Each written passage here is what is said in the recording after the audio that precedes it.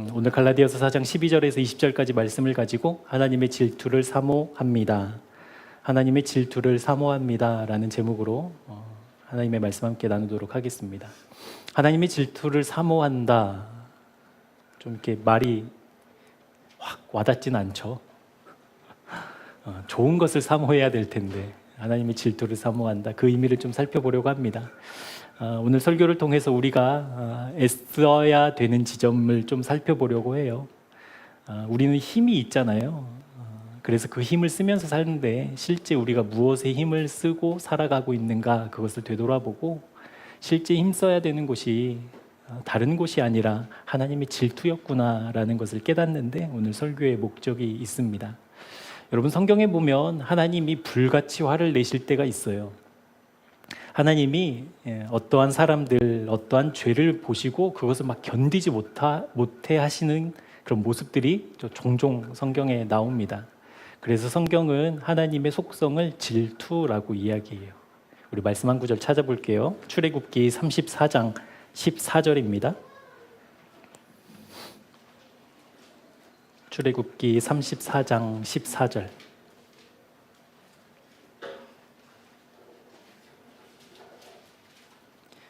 우리 같이 합독하도록 하겠습니다. 너는 다른 신에게 절하지 말라. 여호와는 질투라 이름하는 질투의 하나님이니라. 아멘. 하나님의 마음, 하나님의 속성, 하나님이 무엇에 대해서 이렇게 질투하실 정도로 그러시는가라는 것을 성경은 이야기하고 있습니다. 하나님이 질투하신데요. 그러니까 질투하실 만한 어떤 지점이 있겠죠. 그러니까 어떤 지점이 있을 텐데 그 지점이 자칫 우리의 삶 속에 자리 잡으면 우리가 질투의 대상이 되잖아요. 그러니까 하나님의 징계의 대상, 처벌의 대상, 하나님의 심판의 대상이 되는데 실제 우리가 누리고 쓰는 우리의 힘이 그것들이 우리의 삶에 자리 잡지 못하도록 깨어 있는 것, 이해되시죠? 하나님이 질투하시는 그 지점이 내 삶에 자리 잡지 못하도록 하는 것, 그것이 우리의 애씀이어야 한다는 거예요. 그 지점이 어떤 지점인지 말씀을 통해 좀 살펴보도록 하겠습니다. 여러분, 하나님이 질투하신데요, 한 번 더 생각해 보자고요. 하나님이 왜 질투하실까? 하나님이 여러분 질투하는 게 맞아요? 하나님이 질투하시는 게 옳아요? 어떻게 생각하셔요? 옳습니까? 아멘. 하나님이 질투하신데요, 하나님이 왜 질투하실까? 그리고 하나님이 질투하는 게 과연 옳을까? 이 질문들이 우리에게 있습니다. 질투라고 번역된 히브리어 단어는 카나라는 단어예요. 카나 어디서 많이 들어봤죠? 이 카나, 질투하다라는 단어에서 누구의 이름이 지어졌냐면 가인의 이름이 지어져요. 하나님의 질투, 그것이 카나인데 가인의 이름이 그 카나에서 파생된 단어예요. 그 의미를 좀 살펴볼게요. 에덴 동산에서 하나님의 뜻을 따르고 하나님의 말씀을 따르지 않아서 이제 아담과 하와가 쫓겨나잖아요. 그리고 하나님이 그들에게 저주라고 표현하지만 하나님이 말씀을 하셔요. 어떤 말씀이냐면 남자는 수고해야 땅의 소산물을 먹을 것이고 여인은 해산하는 고통을 갖게 될 것이다. 그러고 이제 에덴 동산을 떠나요. 그 에덴 동산을 떠나고 어느 정도 시간이 지나서 이제 아담과 하와 사이에 이제 첫 아이가 태어나잖아요. 그 아이가 가인이거든요. 창세기 4장 1절에 보면 이 하와가 자기가 해산한 아이를 안고 고백하는 그 장면이 나와요. 제가 읽어드릴게요. 창세기 4장 1절입니다. 아담이 그의 아내 하와와 동침하매 하와가 임신하여 가인을 낳고 이르되 내가 여호와로 말미암아 등남하였다 하니라. 우리가 좀 생각해 봐야 돼요. 지금 상황은 에덴 동산에서 쫓겨났잖아요. 그런데 아담과 하와가 다시 돌아가고 싶잖아요. 나와 보니까 와, 에덴이 정말 에덴이었어. 다시 돌아가고 싶은데 그 에덴 동산은 뭐가 지키고 있어요? 천사? 뭐가 지키고 있어요? 하나님이 뭘로 지키게 하셨어? 일일이 하시고 있는 거 맞죠? 하나님이 그 에덴 동산 뭘로 지켜요? 두루 도는 불칼. 기억나셔요? 불칼이 접근을 못하게 막고 있어요. 이제 상상을 해보는 거예요. 아담과 하와가 저 멀리서 에덴 동산을 바라보면서 저때 하나님과 함께했던 그 완전한 기쁨을 막 하고 있는 그때 이제 해산을 했잖아요. 아이를 낳았잖아요. 그때 하와의 고백이 무엇이었냐면 여호와로 말미암아 아들을 낳았다. 여호와로 말미암아. 이게 무슨 의미냐면 하나님께서 하와가 알든지 알지 못하든 그건 크게 중요하지 않지만 창세기 3장 15절에서 온 세상을 향한 구원의 계획 원복음을 선포하시잖아요. 여자에게서 난 그리스도를 이제 예표하시면서 그러니까 그것과는 상관없이 지금 하와는 하나님의 말씀대로 그것이 이루어지고 있다라는 고백이 그것이었어요. 여호와로 말미암아 내가 아들을 낳았다라는 것이. 그러니까 에덴 밖에서 자기들의 수고와 자기들의 의지로 살아가는 이제 그것밖에는 살 게 없는 사람들이 무엇을 기억했냐면 하나님으로 말미암는다라는 것을 기억했다라는 거예요. 그러니까 카나가 질투라는 단어인데 이것을 조금 우리말로 표현하면 하나님의 열심이에요. 열심.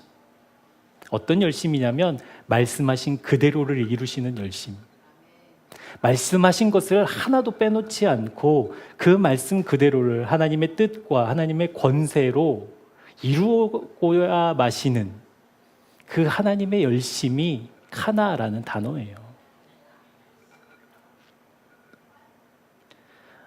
바로 이 지점, 그러니까 말씀하신 그대로를 이루시는 하나님의 그 속성, 그것이 질투인데 그 질투가 우리가 애써 지켜야 되는, 오늘 설교의 제목처럼 애써 사모해야 되는 우리 믿음의 지점이라는 것이죠.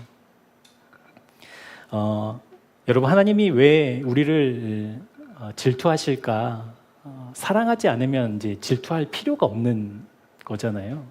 그러니까 사랑하기 때문에 우리를 향해서, 그러니까 다시 말하면 카나, 하나님의 카나, 그 카나는 우리를 통해서 하나님이 하신 그 말씀을 그대로 이루시려는 하나님의 그 열심이 우리를 향하고 있는데 그것이 사랑 없으면 안 되고, 조금 더 다른 말로 표현하자면 우리를 향하신 하나님의 마음이 있기 때문에 우리를 향한 질투를 하고 계신다라는 거죠. 이해되시죠? 우리가 사람과 사람 사이에도 질투하는 관계면 그 관계가 연결되어 있잖아요. 그러니까 관계가 없으면 질투할 것도 없어요. 그러니까 관계가 있으면, 그 사람과 특별히 사랑의 관계라고 하면 이거는 이제 다르죠, 이야기가. 그 사람이 다른 사람을 쳐다본다? 다른 사람에게서 위로를 얻는다? 이제 이런 거는 용납 못해요. 그러니까 하나님의 그 카나, 질투는 우리를 통해서 하나님의 뜻이, 하나님의 말씀이 이루어지도록 우리를 향한 하나님의 열심. 그렇게 살면 안 돼. 세상에 온통 빠져서 살면 안 돼. 내가 여기 있는데 왜 다른 것 섬기고 있어? 내가 여기 있는데 왜 다른 것 때문에 두려워해? 라고 하나님이 안절부절. 이건 신학적인 용어는 아니에요. 하나님이 안절부절 하실 이유는 없어요. 근데 우리의 입장에서 보면 하나님이 하나님의 뜻을 이루시기 위해서 우리를 보시면서 막 안절부절하는, 애가 타시는 그 하나님의 마음이 질투라는 거예요. 여러분, 그렇게 우리가 우리의 삶의 모든 영역에서 하나님의 뜻이 이루어지도록 그 하나님의 질투하심이 내가 사모하는 그 믿음의 영역이 되도록 우리가 실제 애쓰고 힘써야 되는데, 실제 우리가 하루 종일 힘쓰고 애쓰는 것은 하나님의 뜻이에요, 나의 뜻이에요? 이제 부인할 수 없잖아요. 이제 왜 그렇게 사냐고 여러분을 책망하는 것이 아니라 실제 우리의 실존이 하나님의 뜻이 이루어지는데 우리가 힘을 쏟는 것보다 내 뜻이 이루어지고 내 계획이 이루어지는데 우리는 힘을 대부분 쓰고 있습니다. 한번 여러분 여쭤볼게요. 그렇게 이루어지기 원하는 내 뜻, 그렇게 성취되었으면 좋겠던 내 계획이 실제 이루어지면요, 여러분 걱정 없으시겠어요? 여러분 막 행복하시겠어요? 그러니까 여러분이 계획하고 여러분의 뜻대로 다 이루어진다고 했을 때 여러분 만족하시겠어요? 이제 속으면 안 돼요. 그래서 내 뜻대로 다 이루어지면 우리는 행복할 것 같고 스트레스도 없을 것 같고 염려도 없을 것 같고 그렇게만 된다면요 어떤 일이 있어도 내가 흔들리지 않을 것 같은데 실상은 그렇지 않아요. 왜냐하면 로마서 3장이 그걸 이야기하고 있거든요. 우리 로마서 3장 10절부터 18절까지 말씀 우리 같이 한번 읽어보도록 하겠습니다. 로마서 3장 10절부터 18절까지의 말씀 우리 같이 합독하시죠. 시작. 기록된 바 의인은 없나니 하나도 없으며 깨닫는 자도 없고 하나님을 찾는 자도 없고 다 치우쳐 함께 무익하게 되고 선을 행하는 자는 없나니 하나도 없도다. 그들의 목구멍은 열린 무덤이요 그 혀로는 속임을 일삼으며 그 입술에는 독사의 독이 있고 그 입에는 저주와 악독이 가득하고 그 발은 피 흘리는데 빠른지라. 파멸과 고생이 그 길에 있어 평강의 길을 알지 못하였고 그들의 눈앞에 하나님을 두려워함이 없느니라 함과 같으니라. 아멘. 그러니까 우리가 우리의 뜻, 우리의 계획이 다 이루어지면 아무 문제 없을 것 같은데 실상 내 문제가 아니 내 원함이 내 뜻이 내 계획이 다 이루어지면 여러분 뭘로 귀결되냐면 파멸과 고생이 그 길에 있는 것밖에는 안 된다라는 거예요.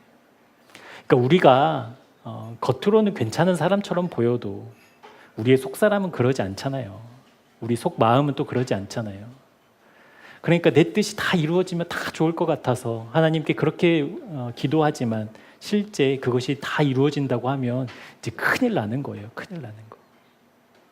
큰일 나는 거예요. 왜냐하면 우리의 실존이 우리의 생각대로 우리의 뜻대로 이루어지면 망하는 길이기 때문에 그래요. 우리가 죄인이라고 표현하잖아요. 우리를 죄인. 그것은 우리가 죄를 지어서 죄인인가 죄인이기 때문에 죄를 짓는가 뭐 이런 논쟁도 있지만 어찌 되었든 우리가 결론 맺는 것은 죄로 결론 맺어요. 우리의 존재는. 우리의 실존은 그렇다고요.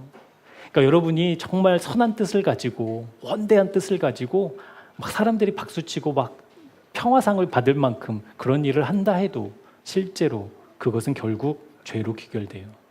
그것이 우리의 실존이에요. 성경이 그것을 이야기하고 있잖아요. 우리에게서 그러니까 죄인이 나에게서 난 모든 것들은 다 죄에 오염되어서 나타나기 때문에 그래요. 내가 아무리 선한 것을 해도 아무리 좋은 마음을 가지고 해도 그 죄가 해결되지 않은 나를 통해서는 그 죄가 묻어나고 담겨있고 흔적이 남을 수밖에 없다라는 거죠. 그래서 성경은 분명하게 이야기하고 있어요. 선인은 하나도 없다. 의인은 하나도 없다라고 선언하고 있습니다.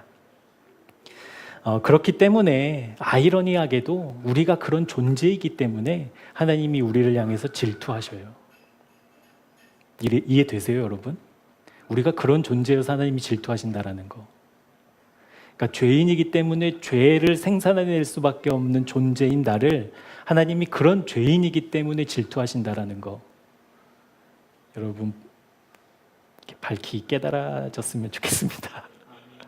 그러니까 그런 존재일 수밖에 없다는 거. 여러분 이것을 무엇을 전제로 하고 있냐면 나의 죄됨보다 나의 그 더러움보다 나의 연약함보다 무엇이 하나님의 사랑이 더 크다라는 거예요. 그러니까 그 사랑이 우리를 향하고 있기 때문에 그 사랑이 우리를 통해서 하나님의 뜻을 이루고 싶어 하시기 때문에 무엇을 질투를 그래서 우리에게 하고 계신다라는 거예요. 아멘. 네. 그러니까 하나님께서 사랑하는 우리가 원래 그렇게 지어지지 않았음에도 불구하고 어그러지고 고장나고 부서져서 다른 것을 추구하고 다른 것을 따르고 다른 것으로 만족하려는 우리 죄인의 그 모습을 보시면서 하나님이 그래서 다 쓸어버리시지 않고 다시 다 없앤 다음에 새로운 창조하시지 않고 그 사람들에게 여전히 하나님의 말씀하신 그대로를 이루시기 위해서 누구를? 예수 그리스도를 십자가를 허락하셨다라는 거예요. 그게 하나님의 질투. 그러니까 어떤 난관을 부딪혀도 어떠한 약점이 있어도 어떠한 연약함이 있어도 실제 하나님은 그것에 구애받지 않고 자기 아들을 그것을 뛰어넘는 디딤돌로 삼으셔서 우리를 통해서 그 하나님의 뜻을 이루고야 마시는 하나님의 질투가 있다라는 것, 여러분 가슴속에 깊이 새기고 우리 일상 살아냈으면 좋겠습니다. 그것이 결코 사라지지 않아요. 우리의 환경 때문에. 여러분은 여러분의 어려움 때문에 하나님의 사랑이 변하지 않아요. 여러분이 괴롭고 잠을 못 자고 식음을 전폐하고 내 마음을 나도 모르겠어서 어찌할 바 모르고 있는 그 때에도 하나님은 하나님의 사랑을 바꾸시지 않아요. 아멘. 그 사랑이 우리를 향해 흘러가고 있다라는 것이죠. 그래서 우리가 힘을 쏟고 힘을 내야 하는 것, 그것은 나의 뜻, 나의 원함, 나의 계획을 이루기 위해서 하나님께 눈물을 흘리며 부르짖죠. 하나님의 그 능력을 빌려와 하나님 내 뜻을 이루는 데 쓰는 것이 아니라 실제 하나님의 뜻이 이루어지도록 내 모든 원함과 내 모든 바람과 내 모든 기대와 소망을 어디 앞에? 십자가 앞에 두는 것이 믿음이라는 거예요. 그렇게 실제하는 사람이 십자가에서 연합한 믿음의 실제된 사람이라는 거예요. 여러분 그런 믿음 우리 모두에게 다 부어지기를 주님의 이름으로 축복합니다. 그래서 내 뜻과 내 생각을 다 십자가에서 내려놓고 그럼 이제 뭘로 살아요? 이런 거 이제 질문 또 있잖아요. 내 뜻을 다 내려놓고 뭘로 살아요? 우리는 이제 우리를 향해 가지고 계신 하나님의 가장 좋으신 사랑과 계획으로 사는 거죠.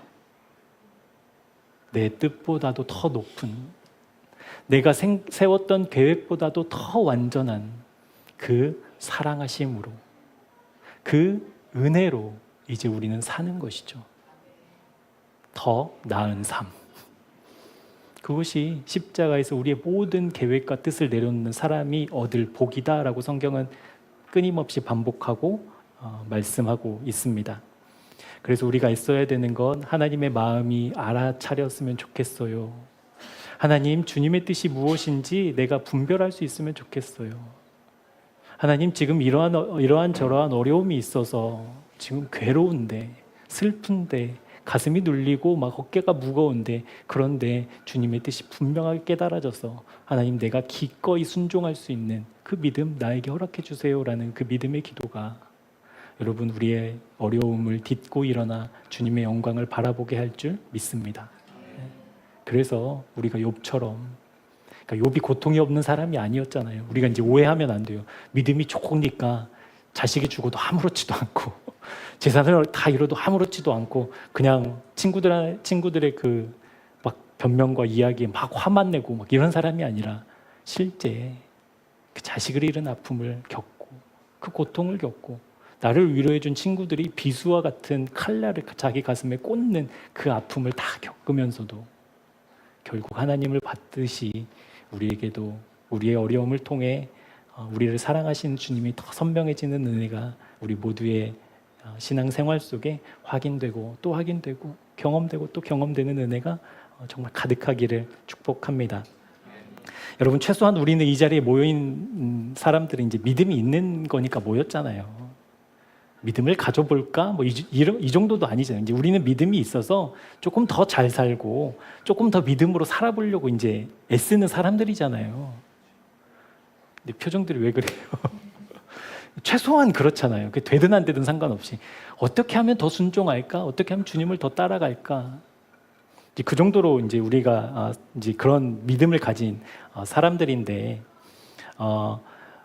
우리 그런 믿음을 가진 우리가 힘써야 될 것은 하나님의 마음이어야 되는데 우리가 혹 세상의 마음을 빼앗기고 세상의 시선을 빼앗겨서 자칫 우리가 힘써야 되는 하나님이 아닌 다른 것에 힘을 쏟게 되면 일어나는 아주 무서운 일이 있어요.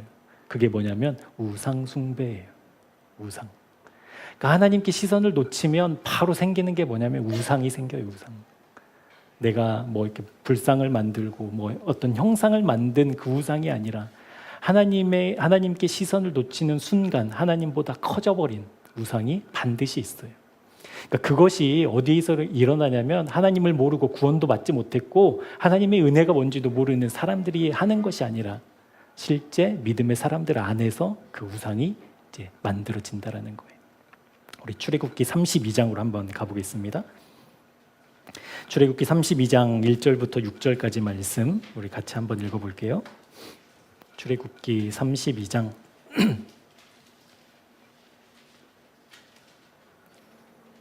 1절부터 6절까지입니다. 합독하도록 하겠습니다. 백성이 모세가 산에서 내려옴이 더딤을 보고 모여 백성이 아론에게 이르러 말하되 일어나라 우리를 위하여 우리를 인도할 신을 만들라. 이 모세 곧 우리를 애굽 땅에서 인도하여 낸 사람은 어찌 되었는지 알지 못함이니라. 아론이 그들에게 이르되 너희에게 아내와 자녀의 귀에서 금고리를 빼어 내게로 가져오라.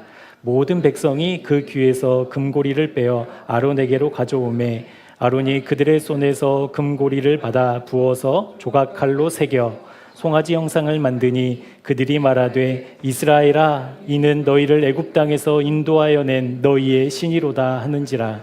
아론이 보고 그 앞에 제단을 쌓고 이에 아론이 공포하여 이르되 내일은 여호와의 절일이니라 하니 이튿날에 그들이 일찍이 일어나 번제를 드리며 화목제를 드리고 백성이 앉아서 먹고 마시며 일어나서 뛰놀더라.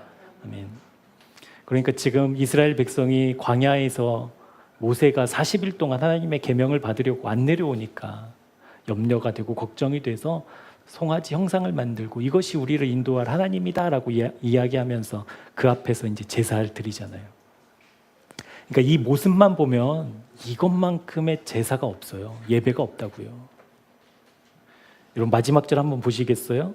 번제를 드리고 화목제를 드리고 백성이 앉아서 먹고 마시고 일어나서 뛰놀더라. 우리 예배 때 안 뛰잖아요. 예배 때 여러분 막 기뻐. 우리 주님 사랑이 너무 좋아 그러면서 막 뛰어요. 근데 실제 이 사람들은 막 광야에서 그랬다는 거예요. 송아지 세워놓고. 이 사람들이 하나님 모르는 사람들이 아니었잖아요. 하나님을 알아요. 하나님으로 여기까지 온 거 알아요. 그리고 하나님과 함께 가야 되는 것도 알아요. 그런데 무엇을 세워요? 우상을 세워요. 이 송아지 형상을 말하는 게 아니에요, 여러분. 무엇을 세웠냐면 여러분 한번 말씀 한번 보세요. 1절 보면 누구를 위하여? 누구를 위하여? 우리를 위하여. 누가 모른대요? 우리가 모르겠다는 거예요. 그러니까 하나님이 모세를 부르셔서 지금 그 모세가 없으니까 그 하나님에 대한 신뢰가 하나님에 대한 시선이 누구를 향해요? 바로 나를 향하잖아요. 그러니까 내가 모르겠다라는 거예요. 내가 지금 염려된다라는 거예요. 나를 위해서라는 거예요. 그래서 내가 우상이 돼버려요. 맞죠? 내가 하나님만큼 높아져 버려요. 그래서 내가 원하는 대로 만들고 내가 원하는 대로 그 앞에서 제사 드리고 내가 원하는 대로 드렸으니까 거기서 기뻐하고 즐거워하고 춤추면서 뛰노는 여러분 이 해괴망측한 일이 믿음의 사람들 안에서 일어난다는 거예요.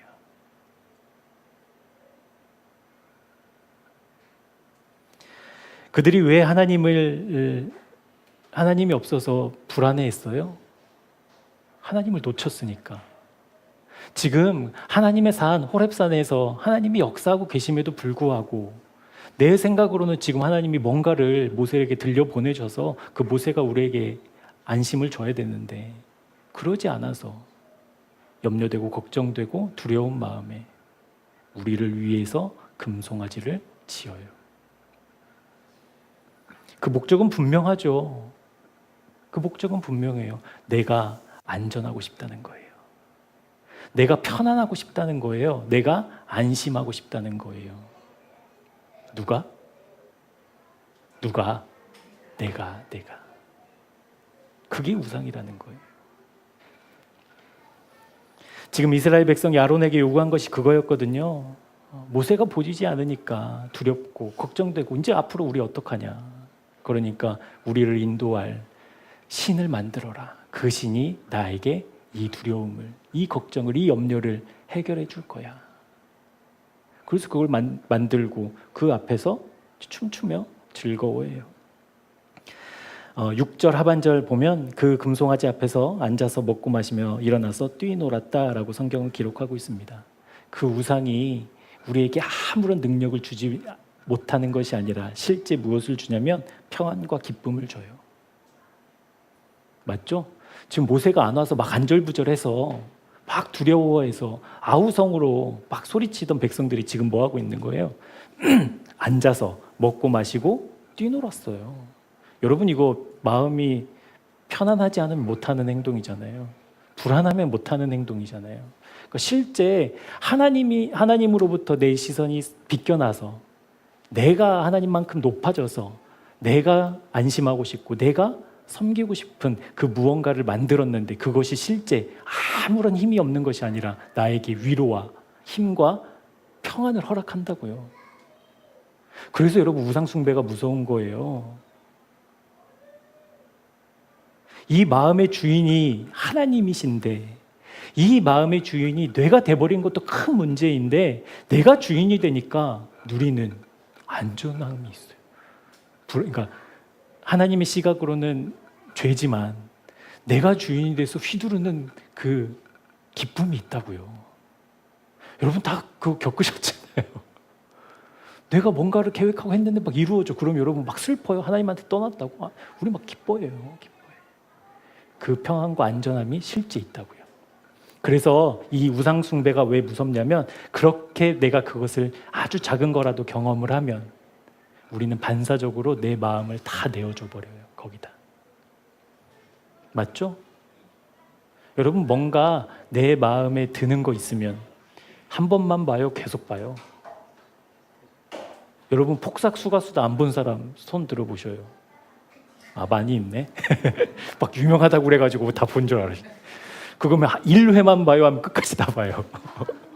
뭐 그거 막 보면서 막 우는 게 막 일이었다면서요, 사람들. 그러니까 실제 내가 느낀 안정감, 위로, 평안, 기쁨, 이게 경험되면 우리는 우리의 마음 다 내어줘요. 계산하지 않고. 그게 우상의 위험성입니다. 어쩜 그렇게 신속하게 하나님께 등 돌릴 준비를 하고 사는 인생인지 모르겠어요. 우리 사사기 2장 19절 말씀 제가 읽어드릴게요. 사사기 2장 19절.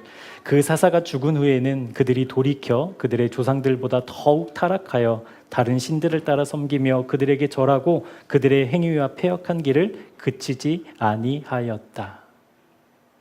그렇게 하나님으로부터 시선이 조금만 벗어나 버리면 그냥 등 돌리는 인생이 우리들이라는 거예요.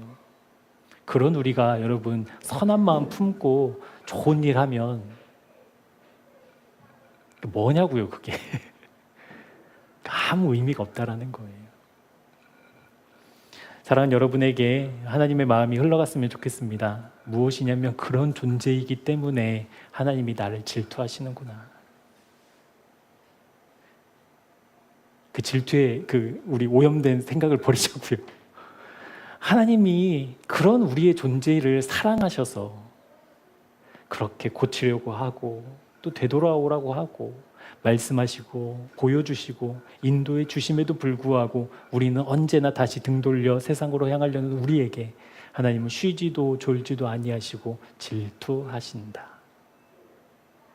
그러면 우리가 애써야 되는 지점이 너무 명확하죠. 우리가 실제 내가 힘을 쏟아야 되는 부분이 너무 명확하지요. 하나님이 질투하시는 그 하나님께 내 온 마음과 시선과 신경을 집중시키는데 우리의 힘을 써야 된다라는 거예요. 여러분, 이 질투가 오늘 갈라디아 교회를 향한 하나님의 마음이셨어요. 하나님의 마음. 실제 갈라디아 교회는 무엇이 있었냐면 하나님을 향한 믿음의 고백이 있었던 교회였어요. 그리고 헌신도 있었고요. 그들이 그 이방 땅에 교회를 세울 만큼 수고하고 헌신한 것도 있었어요. 그러니까 그것이 가짜가 아니었어요. 진짜였어요. 진짜 감사하고 기뻐서 하나님께 그렇게 헌신했던 사람들이 모여서 공동체를 이루고 교회를 세우는 그 결과물로 이제 갈라디아 교회가 있는 거니까 실제 그것들이 있었다고요. 그런 고백뿐만이 아니라 실제 자기들에게 복음을 전하러 온 사도 바울의 그 연약함을 보고도 그 연약함을 보고도. 그리고 여러분 한번 생각해 보죠. 우리 교회에 이제 어떤 전도자가 왔어요. 복음을 전하러 전도자가 왔는데 막 노숙자도 그런 노숙자가 없어. 막 노숙자도 그런 노숙자 막 냄새 풀풀 풍기고 막 한번 상상해 보자고요. 막 파리가 막 머리 위에 막 날아다니. 그런 분이 와서 제 전도자입니다라고 했을 때 여러분 복음을 전하는 그 귀한 발걸음 축복합니다예요? 아니면 잠깐만요 이래요? 좀 그렇잖아요. 그러니까 사도 바울이 복음 전도를 하면서 얼마나 많은 고난을 겪었는지 이 갈라디아 지방에 왔을 때 복음 전했을 때 이제 꼴이 말이 아니었던 것 같아요. 그러니까 자기가 봐도 그랬다는 거예요. 우리 13절에서 15절까지 말씀 우리 같이 한번 합독해 볼게요. 내가 처음에 육체의 약함으로 말미암아 너희에게 복음을 전한 것을 너희가 아는 바라. 너희를 시험하는 것이 내 육체에 있으되 이것을 너희가 업신여기지도 아니하며 버리지도 아니하고 오직 나를 하나님의 천사와 같이 또는 그리스도 예수와 같이 영접하였도다. 너희의 복이 지금 어디 있느냐? 내가 너희에게 증언하노니 너희가 할 수만 있었더라면 너희의 눈이라도 빼어 나에게 주었으리라. 아멘. 어떤 마음인지 알겠죠? 그러니까 사도 바울이 알고 있었어요. 뭐냐면 너희를 시험하는 것이 내 육체에 있을 정도로. 그러니까 믿음이 좋아요. 우리끼리는 아무 문제가 없어요. 그런데 여러분 만약에 우리 공동체에 정말 도움이 필요한, 정말 손이 많이 가야 되는, 정말 하나부터 열까지 다 섬겨야 되는 존재가 딱 왔을 때 정말 아무렇지 않을 수 있냐는 거예요. 그러니까 사도 바울은 그것을 자기가 염려하고 걱정하면서 왔는데 실제 갈라디아 교인은 전혀 그런 거 없이 사도 바울을 환영하고 환대하고 받아줘서 심지어는 뭐라고 여겨요? 자기를 천사와도 같이 주님을 섬기는 것처럼 나를 섬겨줬다라고 이야기하잖아요. 여러분 이것이 어떻게 가짜 믿음이겠냐고요. 여러분 이것이 어떻게 사람이 의지하고 노력해서 할 수 있는 일이냐고요. 하나님이 실제 갈라디아 교인들 마음 가운데 역사하셔서 그것들이 보이지 않고 사도 바울 안에 계신 주님을 보게 하신 역사잖아요. 그러니까 실제 그 역사가 있었던 갈라디아 교회였는데 지금 사도 바울이 묻는 거예요. 지금 너희의 복이 어디 있냐고. 그게 무슨 의미죠? 변질됐다라는 거예요. 잘못 가고 있다라는 거예요. 그러니까 모세의 심정이랑 똑같아요. 돌판 받아가지고 왔는데 와 이게 하나님이다 하고 우상 섬기고 있으니까 왜 그랬어? 그러면 안 되지가 아니라 이 돌판으로 그냥 다 그 마음인 거예요. 그 마음. 어떻게 그럴 수 있느냐고. 그러면서 물어요. 너희의 복이 지금 어디 있느냐. 그러니까 사도 바울이 묻고 있는 거거든요. 지금을 묻고 있어요. 지금. 그러니까 사도 바울도 알고 있어요. 너희들이 그때 고백했던 거, 너희들이 그때 실제 나에게 보여줬던 그 사랑, 정말 하나님으로부터 부음받은 그 사랑, 그리고 너희들이 수고하고 헌신하고 교회를 위해서 그렇게 애쓴 거 다 알아. 그런데 지금 그 믿음은 어디 갔냐라고 하는 거예요. 지금. 사랑하는 여러분, 과거의 일을 논하기 전에 우리는 언제나 오늘을 사는 믿음의 사람이라는 것을 잊지 마시기를 바랍니다. 우리는 오늘의 믿음으로 사는 거예요. 어제 성령의 불 받았다고 오늘 불로 살지 못해요. 오늘은 오늘의 불로 살아요. 맞죠? 오늘은 오늘의 말씀으로 살아요. 그 말씀이 어제와 같은 말씀일지라도 오늘의 말씀으로 오늘을 사는 거예요. 그러니까 사도 바울이 지금 그 얘기를 하고 있어요. 너의 수고와 너의 헌신이 칭찬할 만하지만 지금은 어떻냐라는 거예요. 다시 말해 지금 너희들과 연결되어 있는 지금 너희들의 마음은 무엇과 관계 맺고 있는지 너희들의 영적인 상태는 지금 어떤지 묻고 있다라는 것이죠. 사랑하는 여러분, 지금이라는 시간이 하나님을 향하고 있지 않으면 우리는 틀림없이 우상 만드는 존재가 되고 맙니다. 틀림없어요. 지금 내가 하나님을 바라보고 있지 못하면 우리는 우상 만드는 우상 생산자가 될 수밖에 없어요. 지금이에요, 지금. 지금 우리가 하나님을 향하고 있지 않으면 하나님이라는 십자가라는 지극히 종교적인 우상을 섬기는 우상 숭배자와 다르지 않아요. 그렇죠? 십자가 능력이죠, 여러분. 십자가 능력이죠. 근데 내 시선이 주님께 향하고 있지 않으면, 그 십자가 아무리 들고 있다 한들, 겉으로는 십자가 목걸이 하고 다니니까 저 사람 뭐 정말 되나 보다, 저 사람 믿음 진짜 신실한가 보다 인정하더라도 하나님은 나는 널 몰라. 너는 나와 상관없어. 여러분, 이것만큼 회개망측한 믿음이 어디 있냐고요. 그러니까 사도 바울이 지금 피를 토하는 마음으로 그 얘기를 하고 있는 거예요. 지금 너희의 복이 어디 있느냐고. 지금 너희들은 무엇과 연결되어 있느냐고. 지금 너희들은 무엇으로 사느냐고. 갈라디아 교회 안으로 들어온 거짓 형제들이 유혹했던 지점이 바로 이 지점이었어요. 갈라디아 교회 역사가 있잖아요. 그 역사를 다 경험했던 사람들이었을 거 아니에요. 그들에게 거짓 형제들이 무엇을 이야기했냐면, 그때 너희들이 보여준 믿음, 헌신, 사랑과 수고, 그거 대단했어. 정말이야. 그러니까 이제는 무엇으로? 율법을 지키는 걸로. 그렇게 믿음을 보여줬던 너희가 이제는 할례를 받는 걸로 구원을 확신하면 돼 라는 지점이었거든요. 그러니까 지금 거짓 형제들이 갈라디아 교인들에게 속였던 것은 무엇이냐면, 지금 내가 주님과 연결되어 있느냐가 아니라 과거에 내가 어떠했느냐를 보게 했다라는 거예요. 과거에 자기들이 섬겼던 그 사랑은 진짜였거든요. 확인되거든요. 역사로 기록되어 있어요. 그걸 본 증인들도 있어요. 그러니까 그 이야기를 하면 통해요, 안 통해요? 서로 교회 안에서 도와주세요. 교회 안에서 막 그런 일, 바울이 우리 처음에 여기 왔을 때 막 그런 일 있었잖아라고 하면 이야기가 통해요, 안 통해요?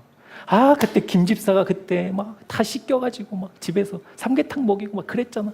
그러면 내 믿음이 지금 하나님이랑 연결되어 있지 않아도 뿌듯해요, 안 뿌듯해요? 그 지점이었다는 거예요. 너희들 과거에 잘했잖아. 그거 진짜 믿음이었잖아. 그러니까 이제 율법 따라. 그러니까 이제 할례 받아. 그것으로 확인할 수 있어. 그것이 증거야 라고 이야기하고 있는 거예요. 그러니까 하나님이 질투할 만해요, 안 해요? 사도 바울이 지금 너희의 복이 어디 있느냐고 물을 만해요, 안 해요? 그 마음이었다라는 거예요. 그렇게 지금을 잃어버리고, 그렇게 지금 내가 어떤 상태인지, 지금 내가 십자가에서 달려있지 않은 상태라고 할 때 어떤 일이 벌어지느냐면 16절, 17절입니다. 우리 같이 한번 읽어볼게요. 시작.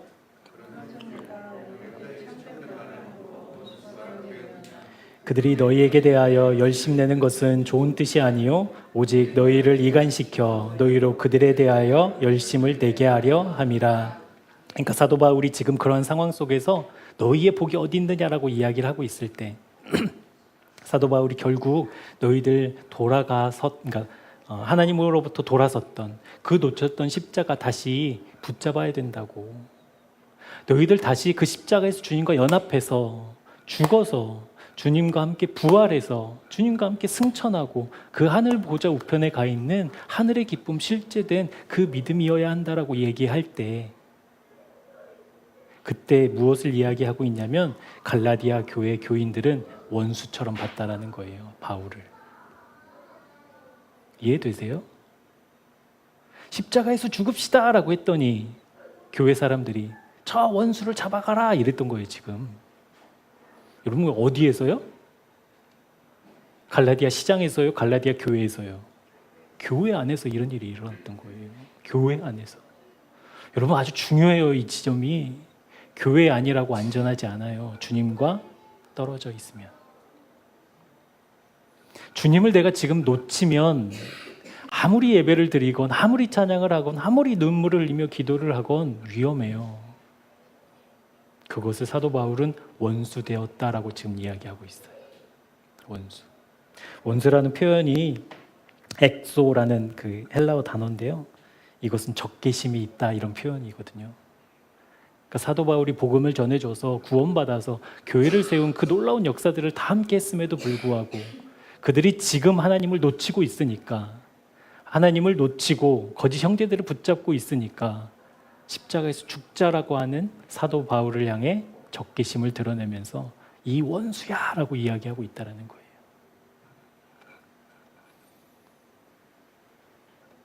우리의 힘을 십자가가 아닌 자기의 생각과 판단을 지지하는 사람에게 힘을 쓰자.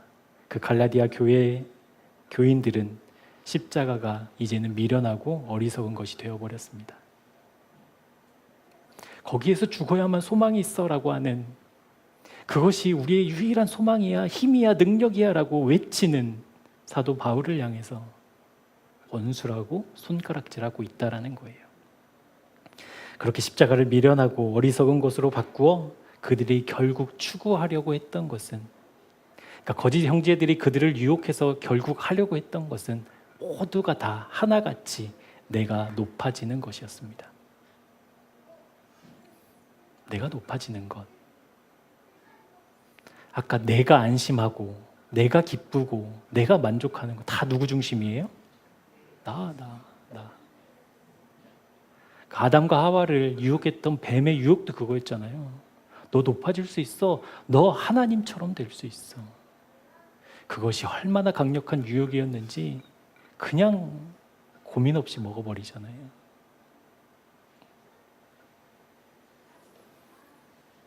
거짓 형제들이 다른 복음을 들고 들어와 그들에게 하나님이 아닌, 십자가가 아닌 다른 것에 힘을 쏟게 만들어 무엇을 추구하게 하기 위함이었냐면 하나님께 구원을 얻어내 구원을 확신하는 것이었습니다. 다시요. 거짓 형제들이 갈라디아 교인들에게 했던 일은 너희들을 통해 너희들이 하나님께 구원을 얻어내서 확신하는 삶을 살으라고 했다라는 거예요. 단순하지 않아요, 여러분? 우리가 하나님께 구원을 얻어내는 존재라니요. 가당치도 않아요. 근데 매력 있어요, 없어요? 솔직하게 얘기해 보세요. 내가 하나님께 구원을 얻어내는 존재, 매력이 있어요, 없어요? 있어요. 그래서 선악과를 먹었잖아요. 아닌 것 같이 다 그러셔도 나는 상관없는데 다 있다니까요. 하나님처럼 높아지는 거 그거 매력 있어요. 그래서 갈라디아 교인들이 다 넘어갔어요. 그래서 사도 바울이 이야기하는 거예요. 죽어야 된다고. 십자가에서 처리해야 된다고. 그랬더니 뭐라고 얘기해요? 이 원수. 내가 하나님의 구원을 얻어내는 존재, 내가 하나님만큼 높이 서서 내가 하고 싶은 대로 내 계획대로 내 뜻대로 이루어지기를 원하는 우리의 죄적 체질을 어디에서만, 십자가에서만 처리할 수 있다는 것. 다른 방법이 없어요, 여러분. 다른 길이 없어요. 다른 수가 없어요. 십자가에서만 그거 처리될 수 있어요. 심리적으로 결심하고 또 결심해서 다짐하고 또 다짐해서 해보지만 안 되는 거 우리 삶의 역사잖아요. 그것으로 안 돼요. 십자가에서 주님과 연합할 때만 돼요. 할렐루야. 그 길만 있어요. 그러니까 주님을 사랑합시다라고 했을 때에는 그 사랑이 주님을 향해 곧장 가는 거예요. 이런저런 계산하지 않고. 왜냐하면 그 길만 있으니까.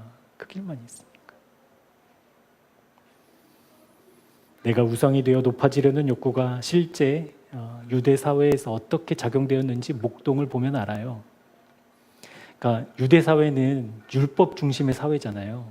지금도 이스라엘 가면 안식일 날은 엘리베이터가 1층에 문이 열려 있대요. 그리고 자기가 왔다 갔다 한대요. 그러면 이제 필요한 사람들 막 타기도 하고 뭐 그런. 나는 누르지 않았는데 엘리베이터가 움직인 거야. 뭐 이런 개념이에요. 그러기도 하고 이제 막 그 사고 파는 것도 안 되니까 이제 안식일 전날에 이제 막 그런 것들이 활성화되기도 하고. 근데 율법주의의 사회니까 여러분 율법 지키는 사람이 인정받아요, 안 받아요? 이제 막 최고잖아요, 그 사회에서. 근데 실제 이 율법이 어떻게 작용되어 있는지는 목동을 보면 알아요. 목동. 그러니까 유대 사회에서의 목동은 여러분 좋은 직업이에요? 그냥 보통 직업이에요? 아주 천한 직업이에요? 아주 천한 직업이에요. 왜요? 그 이유는 많이 모르시더라고요. 그러니까 막 양이 더러워서? 왜 천한 직업이죠? 다 모르시는 눈치구나. 나만 아는구나. 왜냐하면 율법 사회인데 율법 사회에서 여러분 제일 천한 게 뭐예요? 제일 천대받는 게 율법을 어기는 거잖아요. 이해되시죠? 모든 사회가 율법으로 돌아가요. 율법을 잘 지키는 게 최고의 선인 사회에서 최고 천한 거는 뭐겠냐고요? 율법을 못 지키는 거라니까요. 목동은 율법을 못 지켜서 천한 직업이에요. 목동이 왜 율법을 못 지켜요? 안식일에도 그들은 일해야 됐어요. 먹고 살아야 되니까. 그런데 그 목동을 고용한 고용주가 있잖아요. 이 사람은 자기가 율법을 지키기 위해서 목동을 사요.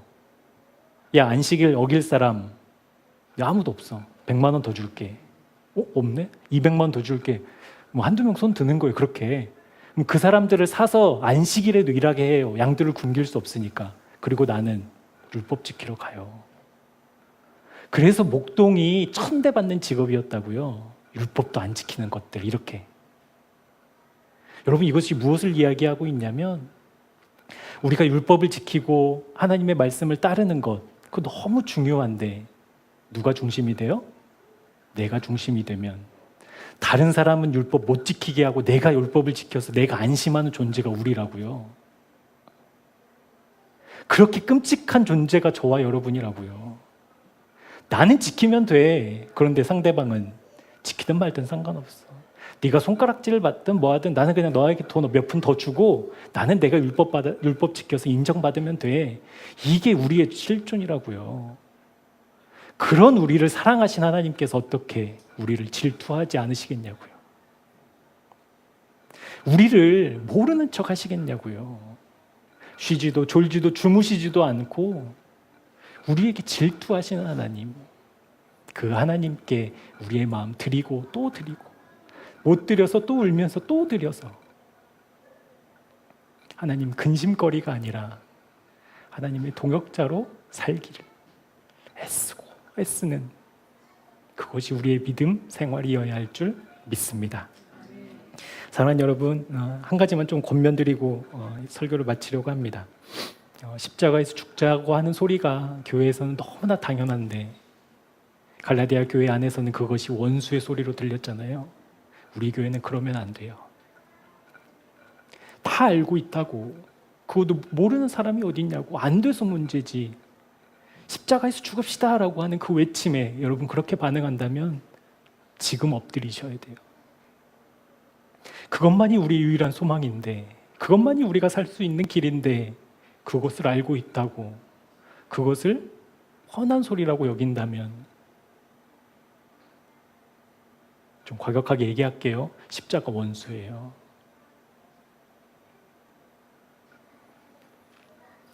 우리 교회는 뻔한 소리라고 알고 있는 소리라고 치부하는 문화가 자리 잡으면 안 됩니다. 십자가 이야기를 할 때 그것이 나의 이야기가 되어야 된다고. 나의 사건 되어야 된다고. 언제 어디서나 이야기하고 또 이야기할 때 그렇다고, 맞다고 이렇게 인정하고 순종하는 우리 교회 되었으면 좋겠습니다. 교회는 정말 죽지 않아서 죽고 또 죽어 100번 고쳐 죽는 사람들이 모인 곳이에요. 그러니까 그렇지 않다고 해서 그것을 비난하면 안 돼요. 우리는 모두 믿음의 여정을 가고 있는 사람들이기 때문에 누구는 앞서가는 사람도 있고 누구는 뒤처지는 사람들도 있어요. 그런데 중요한 것은 그 길을 걷게 하신 하나님이 계신다라는 거 잊어버리면 안 돼요. 그러니까 저 사람은 왜 저래? 저 사람 아직도 왜 저렇게 헤매고 있어? 라는 비난의 눈총이 나에게 발견될 때 지금 엎드리셔야 돼요. 지금 애쓰셔야 돼요. 우리 주님 똑바로 봐야 된다고. 내 말과 내 생각에 동의해 주는 사람께 쏠리는 우리의 마음이 있죠. 그게 주님께 가지 않으면 십자가 원수라는 거 깨닫고 그 사람 때문에 내가 안심하고 그 사람 때문에 힘이 난다라고 하면 얼른 돌이켜 주님이 나의 힘이셔야 된다고. 또 내가 눈으로 보고 손으로 만지고 귀로 들을 수 있는 누군가를 의지하고 있다면 얼른 돌이켜 다시 십자가로 향하는 나 되게 해달라고 사모하는 그런 교회 되어야 할 줄 믿습니다. 그 애씀이 사랑하는 교회에 사랑하는 여러분의 일상 가운데 치열하지만 아름답게 자리매김에 하나 둘 우리가 머무는 모든 곳에서 주님의 그 사랑이, 그 말씀이, 그 십자가가 열매 맺는 사랑하는 주님의 백성들 되기를 주님의 이름으로 축복합니다. 그 잠든 우리를 깨우게 하시려고, 그 놓친 우리를 다시 찾으시려고 목소리 놓아 울부짖으며 온 산을 뒤지는 목자의 심정으로 우리를 부르고 계신다라는 것 우리 잊지 마시고, 그 사랑이 지금 내가 문제여서 들리지 않지 주님은 여전히 나 부르시는구나 라고 믿음으로 받아 언제 어디서나 그 주님께 우리의 마음 되돌리는 그 믿음의 애씀이 있는 우리 모두가 되기를 축복합니다. 기도하겠습니다. 거짓 형제들이 교회에 들어와 과거의 믿음을 칭찬했습니다. 과거에 그랬기 때문에 지금도 그렇다며 할례로 율법을 지킴으로 구원을 확신할 수 있다는 그 가르침에 교회가 넘어가 버렸습니다. 지금 나와 함께 하시는 주님을 잃어버린 이유였습니다. 지금 주님을 놓치면, 그리고 그 시간이 길어지면 우리는 틀림없이 내가 높아지려는 우상을 만들고야 맙니다. 그리고 그것으로부터 위안을 삼습니다. 그렇게 주님으로부터 멀어지는 우리의 존재이기에 하나님은 쉬지도 졸지도 아니하시고 우리를 질투하십니다. 원래 그런 존재가 아니라고, 그렇게 살지 말아야 한다고 지금도 말씀하시고 일하십니다. 사랑하는 주님, 주님의 그 마음을 반듯하게 깨닫는 마음과 믿음 허락해 주옵소서. 그래서 주님의 마음을 제대로 알려고 십자가로 향하기를 애쓰는 주님의 사람들 다 되는 은혜 베풀어 주옵소서. 예수 그리스도의 이름으로 간절히 기도합니다. 아멘.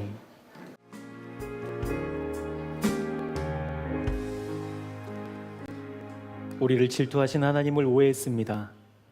우리의 생각과 판단으로 하나님의 그 진실하시고 완전하신 사랑을 오해했습니다. 그래서 질투하신 하나님을 생각하면 마음이 답답했고 이해할 수 없었습니다. 오늘 말씀을 통해 하나님의 질투는 우리를 향하신 주님의 뜻을 이루시기 위한 하나님의 마음이었음을 말씀해 주셨습니다. 어그러진 사랑의 모습이 아닌 우리에게 가장 좋은 것을 주시기 위해 날마다 나를 섬기고 높아질 준비를 마친 우리를 향한 하나님의 소망이었음을 깨닫게 해주셔서 감사합니다. 그러하기에 지금도 일하시는 주님께 우리의 마음을 드리는 애씀을 회복하는 믿음의 사람으로 자라나게 하여 주옵소서. 내 마음이 중요했고 내 기분이 중요했습니다. 내 상황과 여건이 절대적이었습니다. 그러다가 갈라디아 교회가 거짓 복음의 유혹을 받게 되었습니다. 사랑하는 주님, 새생명교회와 교회된 우리를 지키시고 인도하셔서 지금 주님을 주목하는 애씀으로 주님의 말씀과 뜻에 기쁨으로 동참하는 우리 모두가 되게 하여 주옵소서. 우리에게 허락하신 십자가를 날마다 지고 애써 주님을 따르는 사랑하는 주님의 사람들을 축복하며 기도합니다. 날마다 그 믿음의 걸음마다 부으시는 하늘의 평안과 기쁨과 감사, 그 무엇으로도 바꾸지 않는 영적 순결함을 갖고 살아내는 사랑하는 새생명교회 교우들 다 되도록 주님 축복하여 주옵소서. 이제는 우리 구주 예수 그리스도의 은혜와 하나님 아버지의 변하지 않는 사랑하심과 성령 하나님의 말씀하신 그대로 이루시는 신실하신 역사가 오늘 하나님의 질투가 우리에게 소망이었음을 믿음으로 받아 정직하게 우리의 마음을 주님께 드리고 주님의 뜻 따라가기를 애쓰기 원하는 믿음의 사람들 위해 지금부터 영원까지 함께 하옵시기를 간절히 축원하옵나이다. 아멘.